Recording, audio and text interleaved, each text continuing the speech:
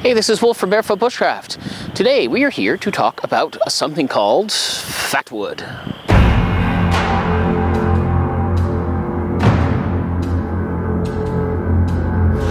As always, I want to thank you so much for tuning into this video. Please like and subscribe and comment on our videos. Every single one of those helps us support our community just a little bit more. So we're going to talk about a product called Fatwood. So inside this tree, this here is a white pine tree. There's called sap, right? Everybody knows what sap is. Sap is basically the blood of a tree. So it runs in and out, runs up and down. Sometimes it spills out. We've done a couple videos on what you can use, including for fire starting, for glue, for wounds, all kinds of great stuff for that. But when the tree dies, inside it, all of the sap, it congeals and it makes this. That is called fatwood, and that is, you can see it right there on that branch. So what you can use fatwood for, of course, the best thing is it's for excellent fire starting. So let's take a closer look at some of the trees in this area and see if we can find a tree that will give us some fatwood, and I'll talk a little bit more about it. This is pretty much what you want to see as a good source of fatwood, and you can see this tree, this big tree is basically fallen over, right? The ants and stuff have eaten it. It's started to biodegrade, but check this out. But look at how the center of this tree, so this part right here, see how it's still intact? Even though the rest of this, like, look at that. See how it's all fallen apart? All of the back. This is all kind of turned to mush at the back, but this right here is still solid. So chances are what has happened is when the tree died, all of the sap and the roots and stuff has congealed in this area. So what that tells us is right in there, that's going to be a great source of fatwood. Fatwood, of course, it's super dense sap, and it has all congealed inside here. And how we can, one of the things you can tell is it's not rotten, right? So it's water resistant, and you can see all the ants and stuff that have eaten the rest of this. I'll open my saw here. See how it's all, this is all like soft and gooey from being eaten by ants, and nature has reclaimed it, but not this. So I'm going to bring the camera a little closer. I'm going to cut into this, and you can have a quick look and sort of demonstrate what that fatwood looks like right when you harvest it.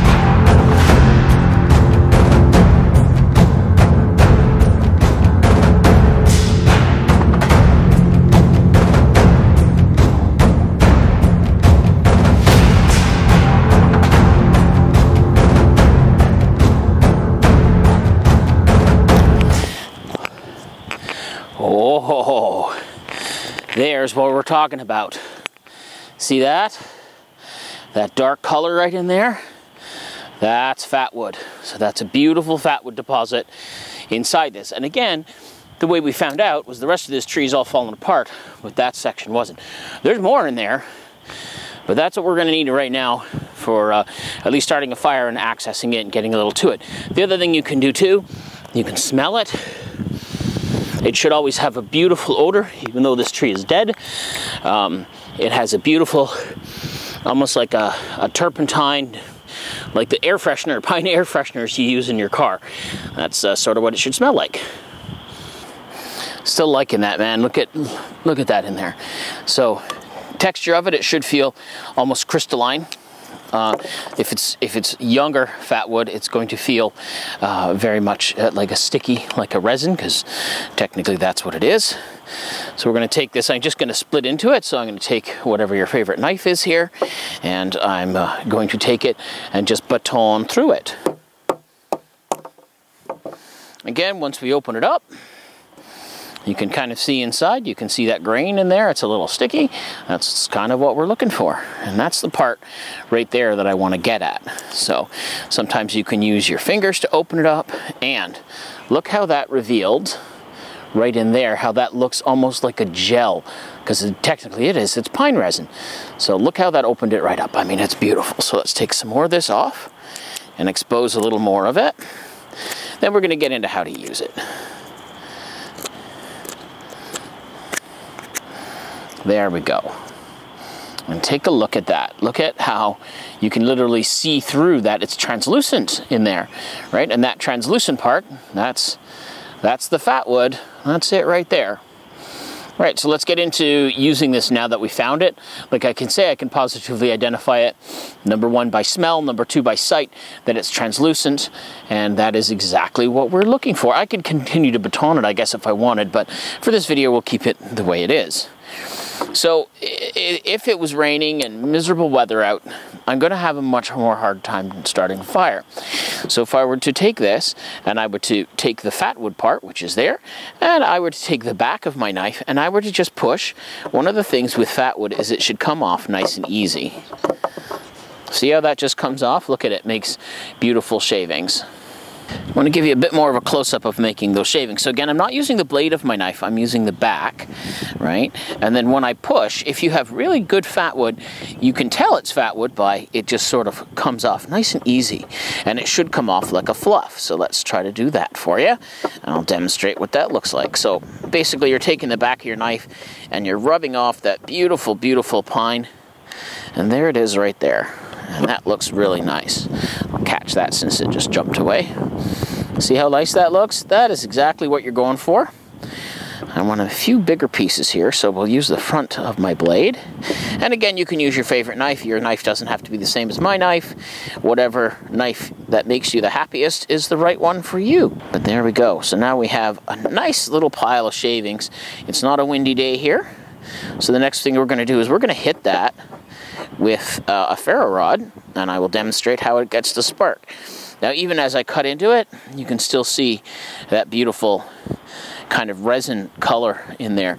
It's shiny and it's very, very soft. Like, it doesn't have this wood grain feeling.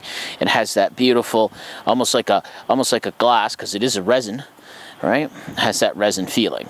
To help prepare this, I can either use the back of my knife or the blade of my knife, and I can just take this and I can put the blade edge down and I can push. And what should happen, if it's fatwood, which I can tell that it is, what should come off at the end is beautiful, like fluff. And what that's doing is it's creating a nice soft spot. See that? That's what we're looking for right there, because when I throw my spark into it, that's going to catch my spark. And I will, I've just always gotten in the habit of rotating the wood as I'm starting to scratch it here and get all my fluff off. The other thing that I can do is I can see all the resinous stuff that's coming off and visible right there. And that's kind of an important thing. That way you know you're dealing with fatwood, right? So I'm going to go ahead here and make a little bit more of a pile of this stuff. Then we're going to hit it with a sparker and the fire steel and get it to start. All right, so I've got my fatwood right there. I have all of the shavings that I made, just like I said, by scraping my knife. Now I'm going to use my ferrocerium rod here to strike it. So you can, if you're concerned about smashing into your material, you can pull the ferro rod back. It's starting to rain a little bit, and that's okay. That's the beautiful thing about this kind of material, is that even in the rain, you can often get an ignition.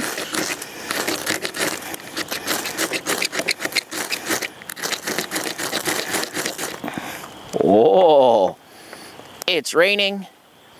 I got a fire. Now, see that dark colored smoke coming off of it, right? That dark colored smoke, that tells me that there's lots and lots and lots of pine resin in that. And look how fast this is a pretty substantially thick stick for getting a fire started. So look at it go. Put a little bit more wood on it, and there we go. We got ourselves a nice little fire going. So there, once again, is the fatwood, how to harvest it, where to look, and all in all, what it looks like when it's done. So we got a little fire going. Now it's really damp and wet outside, and I'm not really here to have a full fire, just to do basically some instruction. But once again, I want to thank you so much for watching this video. If you want to get in touch with us, you can go ahead here and find us on the Instagram. You can get in touch with us on Facebook.